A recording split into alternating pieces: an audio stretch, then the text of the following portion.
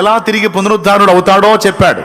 అంతేకాదు సుమి, ఆయన తిరిగి రెండవ రాకడలో ఎలా వస్తాడో చెప్పాడు, సంఘాన్ని ఎలా తీసుకెళ్తాడో చెప్పాడు, తరువాత అక్కడికి వెళ్ళిన తర్వాత ఏం జరిగిద్దో చెప్పాడు, భూమి మీద యేసురాజు చేయబోయే 1000 ఏళ్ల పాలన గురించి చెప్పాడు.